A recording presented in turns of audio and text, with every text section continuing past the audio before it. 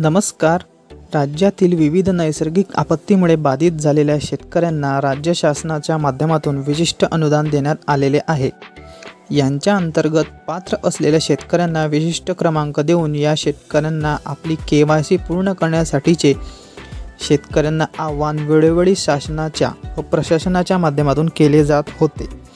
ही सर्व माहिती जाणून घेण्यासाठी व्हिडिओ शेवटपर्यंत पहा। तसेच चॅनलवर नवीन आलेला असाल तर चॅनलला सबस्क्राइब करून ठेवा, म्हणजेच अशीच महत्त्वाची माहिती तुम्हाला वेळोवेळी मिळेल। बहुतेक शेतकऱ्यांच्या माध्यमातून KYC केले गेलेले आहे, परंतु अद्यापही बरेचसे शेतकरी KYC करण्यापासून वंचित आहे किंवा केलेली नाही आणि त्यामुळे त्यांच्या अनुदानाचे वितरण झालेले नाही। याचबरोबर ज्या शेतकऱ्यांचे KYC पूर्ण झालेले आहे त्या शेतकऱ्यांना अनुदानाचे वितरण झालेले आहे, तर कोणत्या खात्यामध्ये वितरण झालेले आहे हे कुणाकुणाला माहीत नाही। आणि म्हणूनच ह्या व्हिडिओच्या माध्यमातून नेमकं तुमच्या कोणत्या खात्यामध्ये अनुदान आलेले आहे आणि अनुदान जर वितरित झालेले नसेल तर तुम्हाला काय कारण दाखवत आहे हे या व्हिडिओमध्ये आपण बघणार आहोत।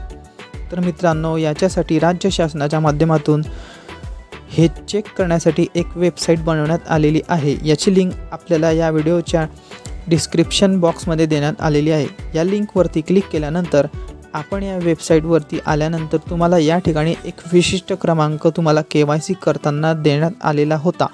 तो विशिष्ट क्रमांक या ठिकाणी एंटर करून सर्च करायचा आहे। तर आपण पाहू शकता, आपल्या अनुदानाचा वितरण झालेले असेल तर ते कोणत्या बँक खात्यामध्ये किती तारखेला झालेले आहे आणि कोणती बँक शाखा, ही सर्व माहिती आपल्याला या ठिकाणी दाखवली जाईल। त्याचप्रमाणे रक्कम सुद्धा आपल्याला या ठिकाणी दाखवली जाईल आणि जर रक्कम वितरित झालेली नसेल तर त्या ठिकाणी तुम्हाला त्याचे कारण सुद्धा दाखवले जाईल की कोणत्या कारणामुळे रक्कम आलेली नाही।